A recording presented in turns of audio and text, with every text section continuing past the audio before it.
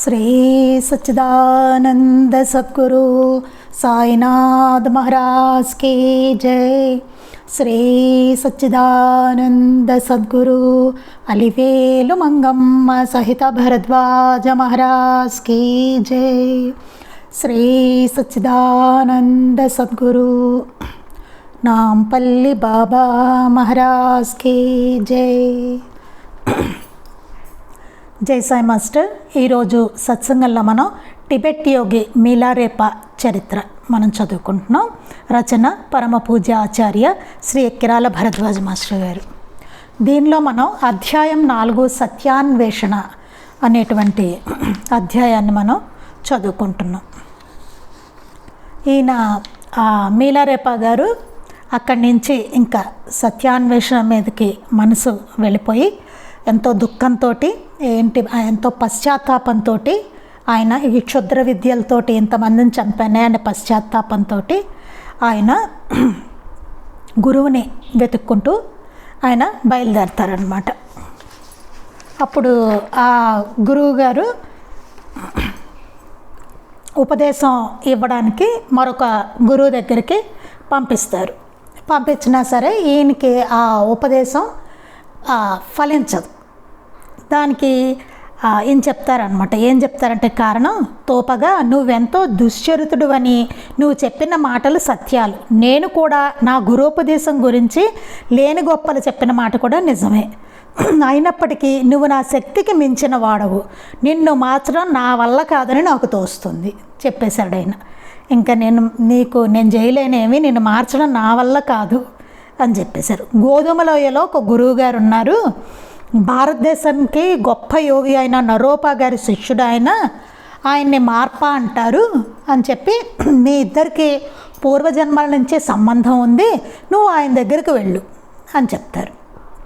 వెంటనే మార్పా అని ఆ గురువుగారి పేరు వినగానే ఈయనకి మీలారేపా గారికి శరీరం అంతా పులకించిపోయిందట, నాడులన్నీ ఒక్కసారి వింతగా చైతన్యవంతాలయ్యాయట। అంటే ఆ గురువుగారి పేరు వినగానే ఒక్కసారి ఆ హృదయం ఉప్పొంగిపోయి ఆయనకి చాలా ఒక రకమైన అనుభూతి కలిగిందనమాట। ఆయనే నా నిజమైన గురువు అని నాకు వెంటనే తోచింది, వెంటనే అనిపించింది ఆయనే నా నిజమైన గురువు అని। ఆ మార్పా అన్న పేరు వినగానే ఆయనకి ఇంకొక క్షణం కూడా ఈయన ఆలస్యం చేయకుండా ఇంకా బయలుదేరారనమాట। నా గురువుని నేను ఎప్పుడు కలుసుకుంటాను అన్నదే ఆయన మెదడును మండిస్తున్న ఒకే ఒక ఆలోచన, అదే ఆలోచనతో ఉన్నట్టు, నా గురువుని నేను ఎప్పుడు కలుసుకోవాలి, నా గురువుని నేను ఎప్పుడు కలుసుకోవాలి। అలా సత్యాన్వేషణ అంటే అట్లా ఉంటుందండి, గురువుని వారు వెతుక్కోవడం అంటే అట్లా ఉంటుంది। తప్పించడం అంటే గురువు కోసం, గురువు కావాలి, నాకు గురువు కావాలని తప్పించడం అంటే ఇంక వేరే ఆలోచన ఉండదు। ఈయన అంటే తర్వాత ఏం తెలిసిందనమాట, ఈయన మీలారేపా గారు మార్పా గారిని కలుసుకోవడానికి వెళ్దాం అనుకోగానే ఆ ముందు రోజు రాత్రి మార్పా గారికి ఒక వింత స్వప్నం వచ్చింట। ఆ స్వప్నంలోట ఆయన గురువు గారైన నరోపా గారు మార్పా గారి దగ్గరికి వచ్చి చిలుము బట్టి ఉన్న దోర్గే చిమ్నీని పవిత్ర జలాలతో నిండిన ఒక బంగారు పాత్రను మార్పా గారికి ఇచ్చి ఆ పవిత్రమైన నీటితో ఆ చిమ్నీని మార్పా గారు శుభ్రపరిచినట్లయితే లోకాలన్నీ ఆనందంతో నిండుతాయని చెప్పారట। ఆ మసిపెట్టేసిన ఇదైపోయిన ఆ చిమ్నీని పవిత్రమైన బంగారపు పాత్రలో ఉన్న పవిత్రమైన నీటితోటి దాంతో శుభ్రపరిస్తే కనుక లోకాలన్నీ ఆనందంతో ఉంటాయి అని చెప్పని గురువుగారు చెప్పినట్టుగా ఆయనకు ఒక స్వప్నం వచ్చింట। మార్పా గారు తమ గురువుగారు చెప్పిన విధంగానే చిమ్నీని శుభ్రపరిచారట స్వప్నంలో। విశ్వజీవరాశులన్నీ మార్పా గారిని గౌరవపూర్వకంగా పూజించారు, విశ్వంలో ఉన్న జీవరాశులన్నీ మార్పా గారిని పూజించారట। అట్లా ఏమైంది, యాదృచ్ఛికంగా మరునాడు ఉదయం ఆయనకు పలహారం అందిస్తూ మార్పా గారి భార్య తనకు పవిత్రమైన వస్తువును ఒక దానిని శుభ్రపరుస్తున్నట్టుగా కల రావడం గురించి ఆయనకు చెప్పింది। ఈ మార్పా గారి భార్యకు కూడా కల వచ్చింట, ఏమంటే నాకు ఇట్లా కల వచ్చింది, ఒక పవిత్రమైన వస్తువుని నేను శుభ్రపరుస్తున్నాను అని చెప్పిందిట। కానీ ఈయనకు వచ్చిన కల గురించి మాత్రం భార్యతో చెప్పలేట। సరే నేను పొలం దున్నడానికి వెళ్తున్నాను, అక్కడ అతిథులు కూడా రావచ్చు కనుక తనకి వారికి సరిపోయేలాగా సమృద్ధిగా బీరు పంపించని చెప్పాట. భార్య అందితే, మీరంత గొప్ప గురువు గారు, మామూలు పనివారిలాగా పొలం దున్నడం తగదు, గ్రామస్తులు ఏమైనా అనుకుంటారని చెప్పినా సరే ఆయన అన్ని పడచవని పెట్టేసి వెళ్ళిపోయారట. అప్పుడు పొలాన్ని కొద్దిసేపు దున్ని విశ్రాంతిగా ఆయన ఓ చోట ఈ మేలారేప గారి కోసం చూస్తూ కూర్చున్నారట.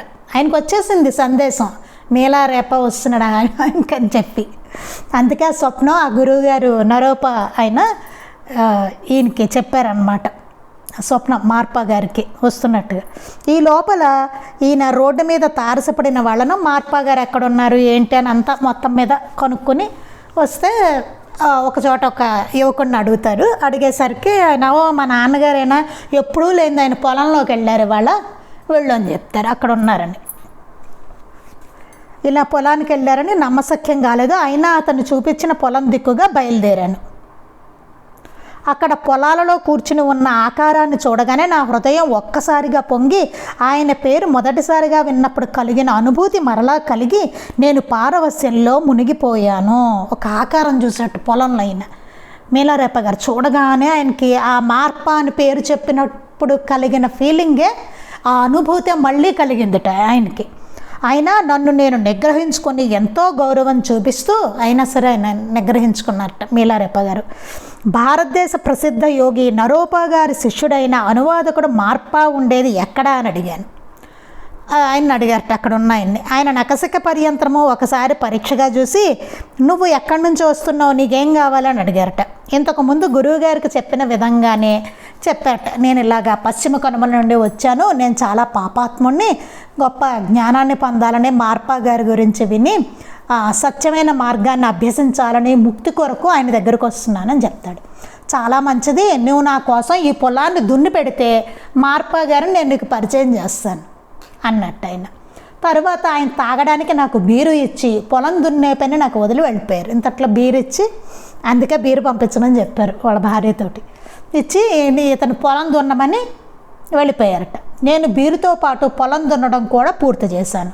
తర్వాత ఒక పిల్లవాడు వచ్చి నన్ను అతని వెంట ఒక ఇంటికి తీసుకెళ్ళాడు. ఇంతట్లో పిల్లాడు వచ్చి ఒక ఇంటికి తీసుకెళ్ళాట. అక్కడ ఒక లామాగారు పరిశుద్ధుడై మెత్తన ఆసనం మీద కూర్చుని ఉన్నారు. ముక్కు మీద కనుబొమ్మల మీద మాత్రం ఇంకా మట్టి అంటేనే గుర్తులు ఉన్నాయి.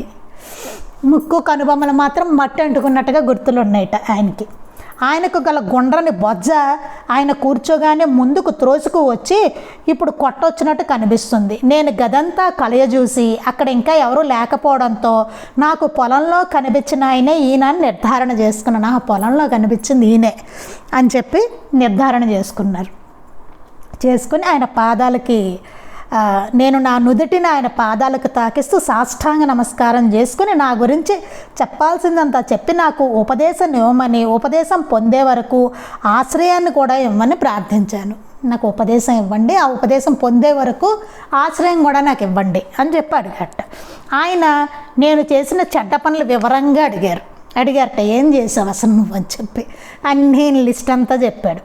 కానీ వాటి గురించి ఆయన అంతగా పట్టించుకోలేదు. అదేమిటో మరి విచిత్రం, ఆయన ఏం పట్టించుకోలేట దాని గురించి. నేను నా శరీరాన్ని మనస్సును ఆయనకు అర్పించినప్పుడు ఆయన అంగీకరించినట్లే కనిపించారు. కానీ ఉపదేశమును కానీ ఆశ్రయాన్ని కానీ ఏదో ఒక్కదాన్నే ఇస్తానని, రెండింటిని ఇవ్వనని, రెండింటిలో ఏది కావాలో కోరుకోమని అడిగారు. ఇక్కడ వరకు మనం చెప్పుకున్నాం. ఆయన అడిగారట, నీకు ఉపదేశమైనా ఇస్తాను, ఆశ్రయమైనా ఇస్తాను, నా దగ్గర రెండిట్లో ఏదో ఒకటి ఇస్తాను, ఏదో ఒకటి కోరుకో, రెండు కావాలని మాత్రం అడక్కు అని అన్నారట. అప్పుడు మేలారేప గారు ఏం చెప్పారు? దానికి సమాధానంగా, స్వామి నేను ముక్తి కోరి మీ దగ్గరకు వచ్చాను, నన్ను ఎలాగో నేను పోషించుకుంటాను అన్నాను. అప్పుడు మేలారేప గారు ఏమన్నారట? నేను ముక్తి కోరి మీ దగ్గరికి అంత తాంటాలు పడి వచ్చాను, సో నన్ను నేను ఎలాగో పోషించుకుంటాను, నాకు ఉపదేశం ఇవ్వండి. అప్పటికి నేను అలా కుదుట పడ్డాను.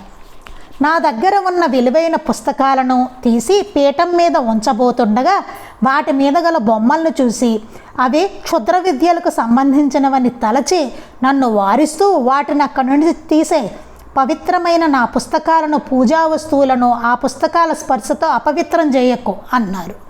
వెంటనే ఈయన ఏం చేశారట, కొన్ని పుస్తకాలు చేసి నీలారేప గారు అక్కడ పెట్టారట పీఠం మీద. పెడుతుంటే ఆయన దాని మీద బొమ్మల్ని చూసి అవి క్షుద్ర విద్యకు సంబంధించినవి అనుకున్నారట. అనుకుని వద్దొద్దు, నువ్వు అక్కడ పెట్టద్దు, వాటిని అక్కడి నుంచి తీసే, పవిత్రమైన నా పుస్తకాలను, పూజా వస్తువులను ఈ పుస్తకాల స్పర్శతో అపవిత్రం చేయకు అన్నారట. అందుచేత ఆ పుస్తకాలను నా చిన్న గాదెలోనే దాచాను. నా గురువు భార్య నాకు అన్నం పెట్టి నన్ను చక్కగా సంరక్షిస్తూ వచ్చింది. గురువుగారి భార్య అన్నం పెట్టి చక్కగా ఇన్ని బాగా చూసుకుందట. తర్వాత అధ్యాయం 5 ప్రాయశ్చిత్తం. ఇప్పుడు ప్రాయశ్చిత్తం ఆయనకి ఎలా చేయిస్తారు గురువుగారు అన్నది చూద్దాం. చాలా అద్భుతంగా ఉంటుంది, జాగ్రత్తగా మనం చదువుకోవాలి. టిబెట్ యోగి మీలారేప చరిత్ర అధ్యాయం 5 ప్రాయశ్చిత్తము. ఇప్పుడు నేను గురుదక్షిణ ఇవ్వడం కోసం ఇతరులను ఆశ్రయించడం తప్పని సరి అయింది. అందుచేత నేను భిక్షాటనతో ఆ దేశమంతా తిరిగి చాలామంది ప్రజల వద్ద బార్లీ కంకులు సేకరించి తిరిగి వచ్చాను.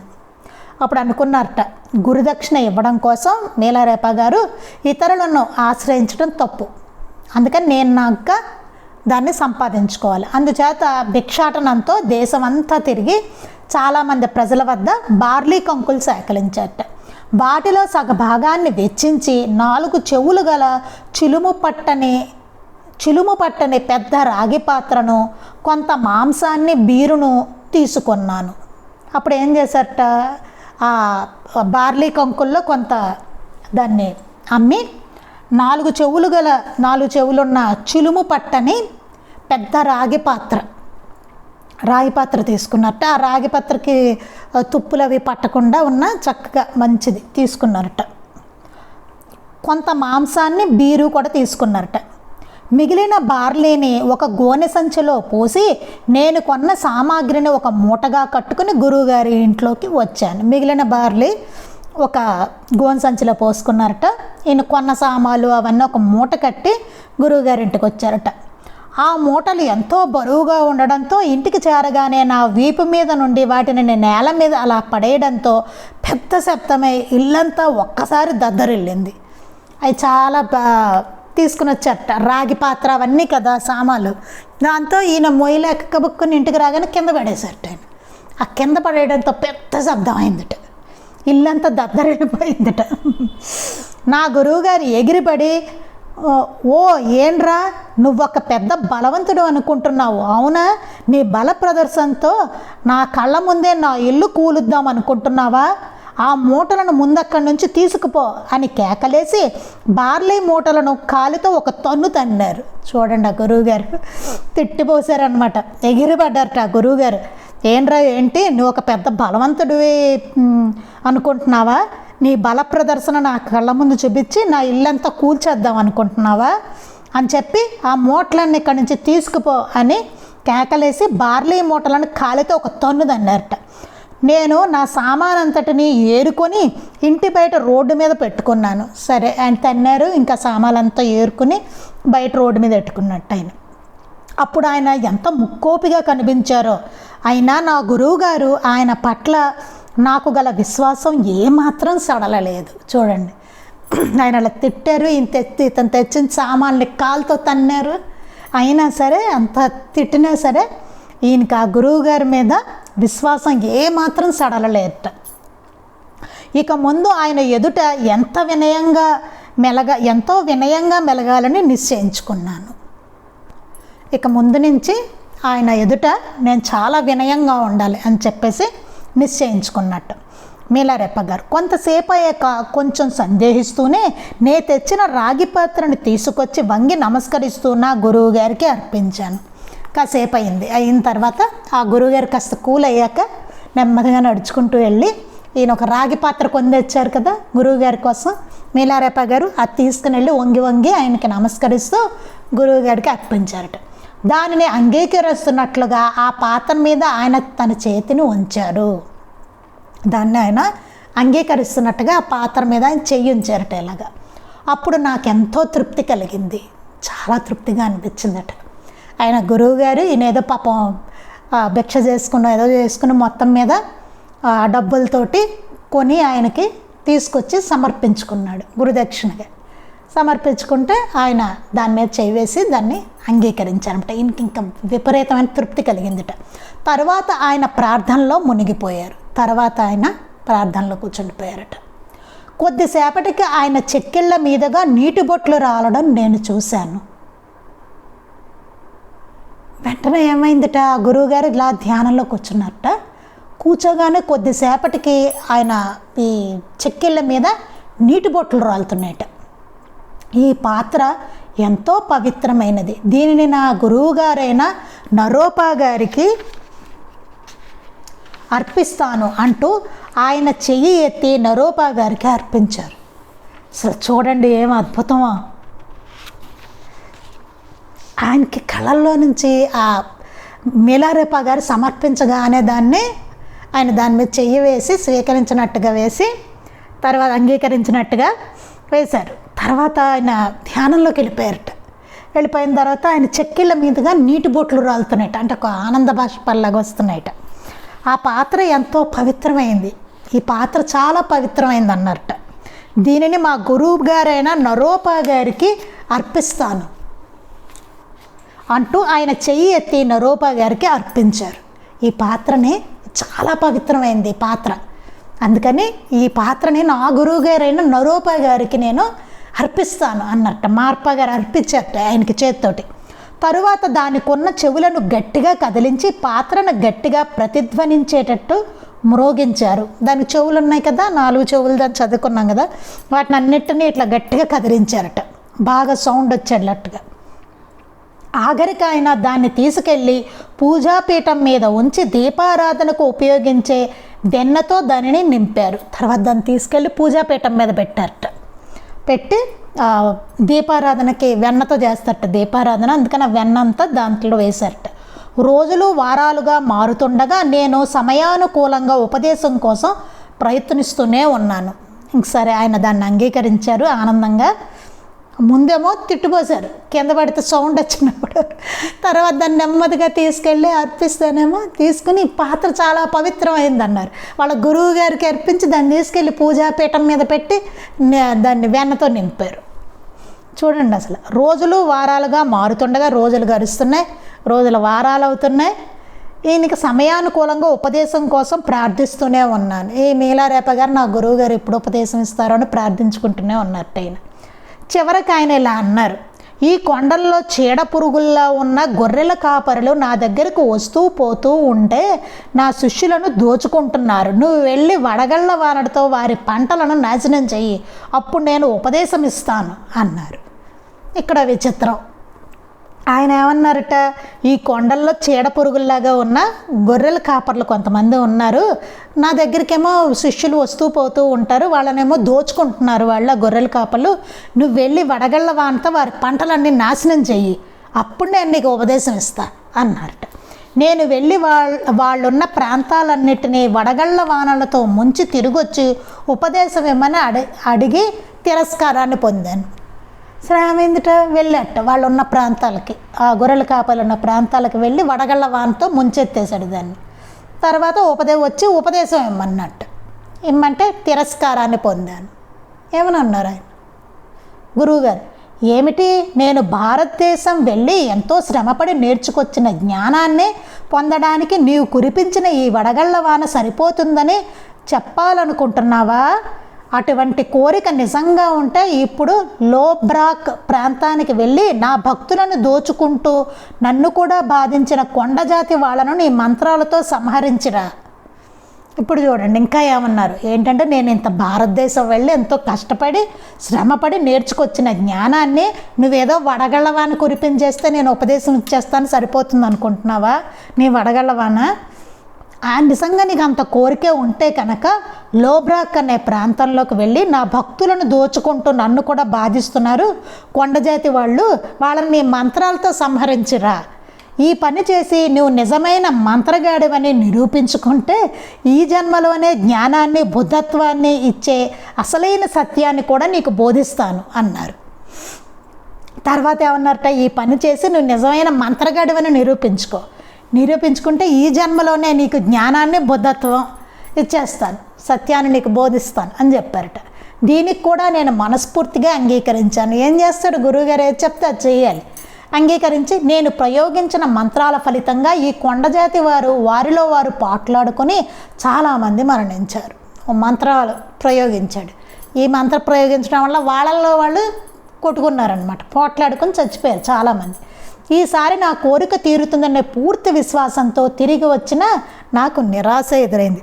ఈసారి తప్పకుండా మా గురువుగారు నాకు ఉపదేశం ఇచ్చేస్తారు, చెప్పిన పని చేసేసాను అని చెప్పి ఈయన ఆనందంగా వచ్చాడు. కానీ మళ్ళీ నిరాశే ఎదురైందిట. మళ్ళీ ఆయన ఇవ్వనన్నారు. నా గురువుగారు నాకు మంత్ర ప్రవీణ బిరుదు ఎంతో ఘనంగా ప్రసాదించి నన్ను అభినందించారు. నేను ఉపదేశం ఇమ్మని అడిగితే ఆయన పెద్దగా నవ్వి, నువ్వు ఎంత గొప్పగా ఈ పని చేసేస్తే మాత్రం పాపపు పనులకు ప్రతిగా సత్యాన్ని ఇవ్వడం ఎలా సాధ్యపడుతుంది? వెళ్ళి నువ్వు చేసిన నాశనాన్నంతా మళ్ళీ సరిచేసిరా, చంపిన వారందరికీ మళ్ళీ ప్రాణం పోయి. చూడండి అసలు ఏం గురువండి, ఆయన చంపమన్నాడు ఆయన, ఇప్పుడు మళ్ళీ ఏమంటున్నారు, చంపిన వాళ్ళు ప్రాణం పోయి. నువ్వు చాలా మంత్రగాడివిలే, నీకు బిరుదిచ్చాను, చాలా గొప్ప పని చేసావు ఘనంగా అని అభినందించి నేను ఉపదేశం ఇవ్వమని అడిగితే ఆయన ఉపదేశం ఇవ్వండి అయితే అన్నట్ట. ఆయన పెద్దగా నవ్వారట. నువ్వు ఎంత గొప్పగా ఈ పని చేసేస్తే మాత్రం పాపపు పనులకు ప్రతీకగా సత్యాన్ని ఇవ్వడం ఎలా సాధ్యపడుతుంది? నువ్వు చేసిన పాపపు పనులకి దానికి ఫలితంగా నేను నీకు సత్యాన్ని ఇవ్వాలా, జ్ఞానాన్ని ప్రసాదించాలా? అది ఎట్లా కుదురుతుంది అన్నట్ట. వెళ్ళి నువ్వు చేసిన నాశనాన్నంతా మళ్ళీ సరిచేసిరా. నువ్వు ఎంత నాశనం చేసావో దాన్నంతా సరిచేసిరా. నువ్వు చంపిన వాళ్ళందరికీ మళ్ళీ ప్రాణం పోయి అని చెప్పారట. చూడండి అసలు ఏం గురువుగారు ఆయన. నష్టమైన పంటలను మళ్ళీ సరిచేసిరా. బడగళ్ళ వాడిని కురిపించి నాశనం చేయమన్నారుగా పంటలు, గొర్రెల కాపర్లవి, అవన్నీ నష్టపోయేది కదా. అది వెళ్ళి మళ్ళీ నువ్వు సరిచేదాన్ని, చక్కగా పంటలుగా మలిపించు దాన్ని, నువ్వు నష్టం చేసిన దాన్ని అంటూ నా పట్ల తీవ్రంగా ప్రవర్తించారు, తిట్టిపోసారన్నమాట. ఆ ప్రాణాలు పోయి ఉన్న వాళ్ళని బతికించు, వడగళ్ళ వానతోటేమో నువ్వు నాశనం చేసిన పంటల్ని మళ్ళీ సరిచేయి అని చెప్పారట. నన్నప్పుడు ఆయన పట్టుకు కొడతారని కూడా అనిపించింది. ఇంకా నేను పట్టుకు కొడతారు ఈ టైంలో అన్నట్టు అట్లా ఉన్నారట ఆయన ఆ టైంలో. నిరాశతో వెళ్ళి ఏడుస్తూ కూర్చున్నాను. ఇంకేముంది, నిరాశ వచ్చేసింది. ఇంకా నాకు ఉపదేశము లేదు, ఏమీ లేదు, నా పరిస్థితి ఏంటి అని చెప్పేసి ఏడుస్తూ కూర్చున్నారట.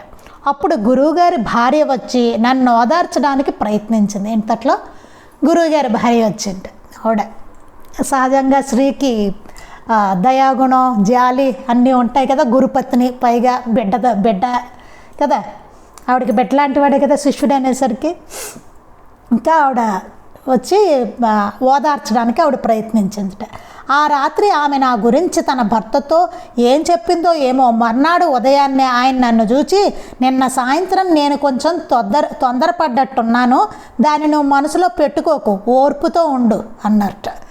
మరి ఆవిడ ఏమైనా చెప్పారో ఏమో తెలియదు కానీ ఆవిడ గురుపత్ని. తర్వాత సాయంత్రం ఆయన ఉదయాన్నే వచ్చారట మొన్నాడు మేలారేపాని దగ్గరికి వచ్చి, నిన్న సాయంత్రం నేను కొంచెం తొందరపడ్డట్టున్నాను, దాన్ని నువ్వు మనసులో పెట్టుకోకు, ఓర్పుతో ఉండు అని చెప్పారట. చివరకు నేను నీకు తప్పక ఉపదేశం ఇస్తాను. నువ్వు కాస్త బలమైన మనిషిగా కనిపిస్తున్నావు, ఈ లోపల నా కొడుకు కోసం ఒక చిన్న ఇల్లు కట్టి ఇవ్వు. మళ్ళీ చూడండి మొదలైంది. ఆయన ఏమన్నారు, సరే నీకు తప్పకుండా నేను ఉపదేశం ఇస్తాను అని చెప్పి, నువ్వు కాస్త బలమైన మనిషిగా కనిపిస్తున్నావు నాకు, ఈ లోపల నా కొడుకు కోసం ఒక చిన్న ఇల్లు కట్టించేసే. నువ్వు ఈ పని తృప్తికరంగా చేసావంటే ఉపదేశం ఇవ్వడమే కాదు, నువ్వు సాధన చేసేటప్పుడు తిండి బట్ట కూడా నేనే ఇస్తాను అన్నారట.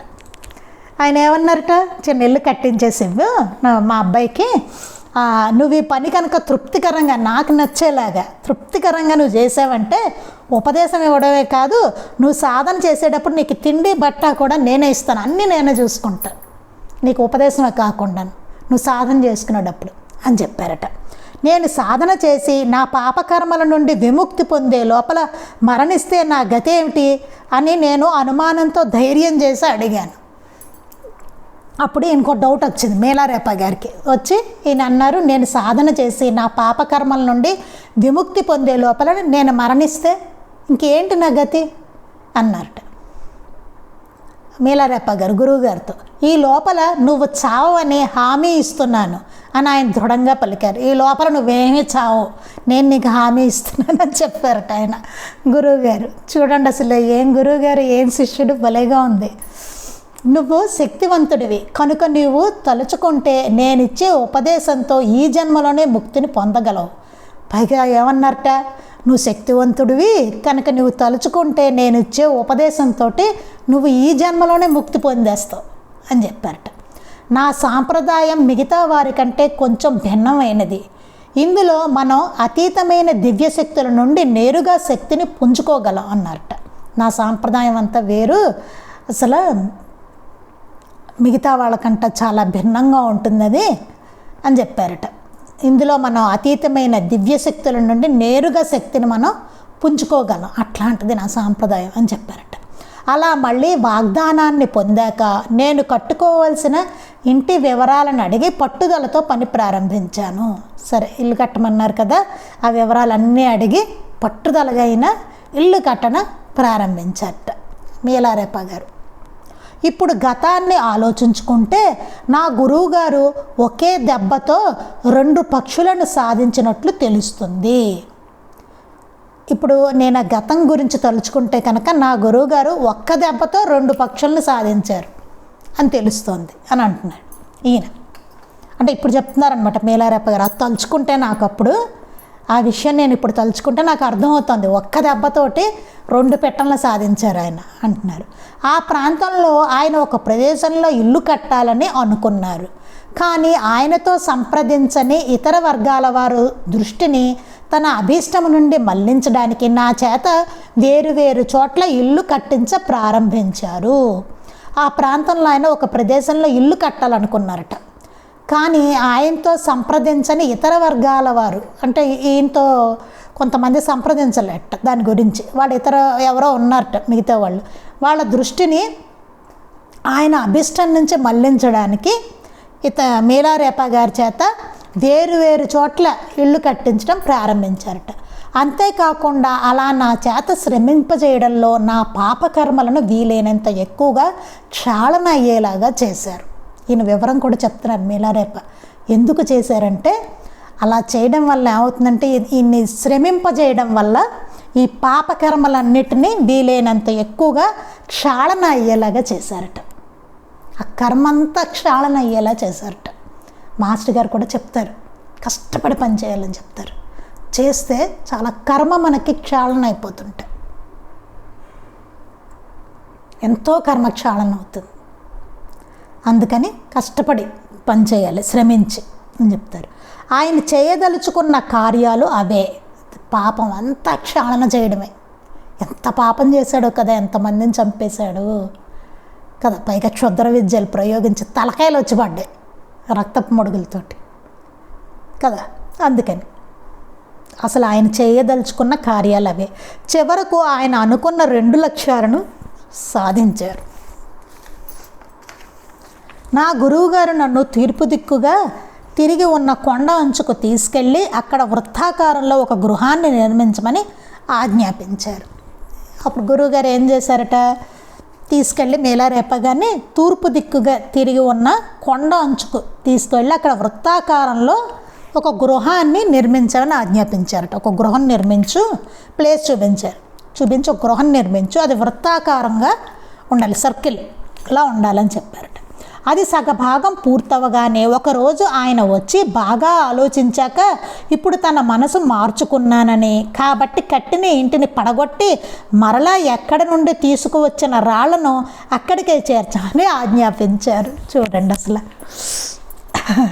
అప్పుడు ఏమైందిట, సరే ఆయన కట్టడం ప్రారంభించారు పాపం.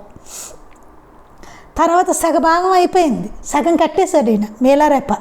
చక్కగా ఆనందంతో అబ్బాయి ఇల్లు పూర్తవగానే ఆయన నాకు ఉపదేశం ఇచ్చేస్తారు, మా గురువు గారు నా కర్మ అంత క్షాళన అయిపోతుంది, అమ్మయ్య నాకు ఉపదేశం ఇచ్చేస్తారని చెప్పేసి హాయిగా ఆయన కట్టేశాడు సగభాగం. ఏమైంది, ఒకరోజు మళ్ళీ ఈ మార్పా గారు అక్కడికి వచ్చారు. గురువుగారు బాగా ఆలోచించాక ఇప్పుడు నా మనసు మార్చుకున్నాను, కాబట్టి కట్టిన ఇంటిని పడగొట్టి మరలా ఎక్కడి నుంచి తీసుకొచ్చిన రాళ్ళు అక్కడికి చేర్చు అని చెప్పారట. నేను బాగా ఆలోచించాను, మళ్ళీ మనసు మార్చుకున్నా, నేను ఈ ఇల్లంతా పడగొట్టేసాయి, ఆ రాళ్ళన్నీ తీసుకెళ్ళి ఎక్కడి నుంచి తెచ్చావో అక్కడ పెట్టి అని చెప్పారట. తర్వాత ఆయన పడమర దిక్కుగా ఉన్న కొండ అంచుకు తీసుకువెళ్ళి చంద్రవంక ఆకారంలో ఒక ఇల్లు కట్టమన్నారు. సరే ఇక్కడ కాదు, ఇప్పుడు ఏం చేద్దామంటే అనేసి ఇంకో డైరెక్షన్ చెప్పారు. తీసుకెళ్ళారు ఇంకో దిక్కుకు, పడమర దిక్కుగా కొండకి. అంతకుముందేమో తూర్పు దిక్కు తీసుకెళ్ళి వృత్తాకారంలో కట్టమని చెప్పారు. ఇప్పుడు పడమర దిక్కుకు తీసుకెళ్ళారట. తీసుకువెళ్ళి చంద్రవంక ఆకారంలో ఇల్లు కట్టు అని చెప్పారట. మరలా పూర్వంలానే జరిగింది. ఆ ఇంటిని ఆ విధంగా కట్టమని చెప్పినప్పుడు తను ఏదో ధ్యానంలో ఉన్నానని, అందువల్ల ఆ ఇంటిని పడగొట్టమని ఆయన చెప్పడంతో నేను రాళ్ళనన్నింటినీ వాటి యథాస్థానానికి మరలా చేర్చవలసింది. మళ్ళీ వచ్చారు ఆయన, పాపం కట్టిన తర్వాత సగం వచ్చి మళ్ళీ అట్లాగే జరిగింది. నేను ఏదో ధ్యానంలో ఉండట్ట చెప్పాను నేను, లేదు ఇక్కడ కాదు, అది పడగొట్టేసి ఈ రాళ్ళన్నీ తీసుకెళ్ళి ఎక్కడి నుంచి తెచ్చో అక్కడ పెట్టాను. మళ్ళీ అదే చెప్పారు. మనకు ఒక్కసారికే పిచ్చెక్కిపోతుంది. ఇక్కడ చూడండి ఎలా చేస్తున్నారు. మూడవ కట్టడం ఉత్తర దిక్కుగా త్రికోణాకారంగా కట్టమన్నారు. మూడోది తీసుకెళ్ళారట ఇంకో ఉత్తర దిక్కుకి. ఈసారి తూర్పు అయిపోయింది, పడమర అయిపోయింది, ఇప్పుడు ఉత్తర దిక్కుకి తీసుకెళ్ళారు.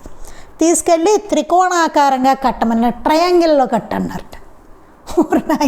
ఆయన ఉన్న షేపులన్నీ పెట్టేసి కటింగ్ చేసి మళ్ళీ పడేసి, నేను కొంత ముందు చూపుతో ఇలా నిర్మిస్తూ పడగొడుతూ ఉంటే ధనము కాలము వృధా అవుతుందని ఆయనకు సూచిస్తే తామిప్పుడు ప్రశాంత చిత్తంతో ఉన్నానని చెప్పిన మీదట నేను ఆయన ఆజ్ఞను శిరసా వహించాను. ఈయన కొంచెం ధైర్యం చేసుకుని, గురువుగారు ఇట్లాగా మనం అస్తమానం మళ్ళీ కడుతూ ఇలాగ ఉంటే కనుక, పడగొడుతూ ఇలా ఉంటే కనుక ధనము కాలము కూడా వృధా అయిపోతుందండి అని అన్నట్టు. ఆయన అన్నట్టు అబ్బాయి లేదు నేను ఇప్పుడు చాలా ప్రశాంతంగా ఉన్నాను అని చెప్పారట. నేను కరెక్ట్గా చెప్తున్నాను, ఇప్పుడు నేను చాలా ప్రశాంతంగా ఉన్నాను అన్నారట. సరేనని చెప్పేసి నా ఆజ్ఞను శిరసా వహించాడు. మళ్ళీ నా భుజాలు రాళ్లబండలను మోస్తుండగా కొత్త ఇల్లు రూపురేఖలు దిద్దుకుంటున్నది. తర్వాత ఏమైంది, ఆ రాళ్లబండ అంటే చూడండి, ఆ భుజాల మీద తీసుకెళ్ళాలి, పెద్ద పెద్ద బండలు తీసుకెళ్ళి కట్టడం. ఆ ఇల్లు ఆయన చెప్పిన షేప్లో కట్టాలి, త్రికోణాకారంలో కట్టు అన్నారు. ట్రయాంగిల్లో ఇల్లు కట్టని చెప్పారు ఆయన. బండలు తీసుకెళ్ళి కట్టడం, భుజం మీద వేసుకొని మీద కదా. మనం ఏదో చిన్న చిన్నవి 4 పువ్వులు పెట్టి గురిసావు అంటాం కదండి, కానీ చూడండి అదే గురిసేవ. ఎట్లా చేయిస్తున్నారు, పైగా ఇది కాదు అది కాదు ఇది అసలు అమ్మో చేస్తుంటే అప్పుడు రాళ్లను మోస్తుండగా కొత్త ఇల్లు రూపురేఖలు దిద్దుకుంటుంది. కొత్త ఇల్లు ఆ గురువుగారు చెప్పినట్టుగా చక్కగా త్రికోణాకారంలో వస్తుంది. మళ్ళీ ఆయన వచ్చారు. ఇప్పుడు ఏం జరిగిందో, ఎస్ అంటారో నో అంటారో ఉపదేశం ఇస్తారో చీపొమ్మంటారో మరి ఏమంటారో రేపు చూద్దాం మనం. శ్రీ సచ్చిదానంద సద్గురు సాయినాథ్ మహారాజ్ కీ జై. శ్రీ సచ్చిదానంద సద్గురు అలివేలు మంగమ్మ సహిత భరద్వాజ మహారాజ్ కీ జై. శ్రీ సచ్చిదానంద సద్గురు నాంపల్లి బాబా మహారాజ్ కీ జై. గురుదేవ దత్త అవధూత చింతన. లోకా సమస్తాః సుఖినో భవంతు. లోకా సమస్తాః సుఖినో భవంతు. లోకా సమస్తాః సుఖినో భవంతు. జై సాయి మాస్టర్.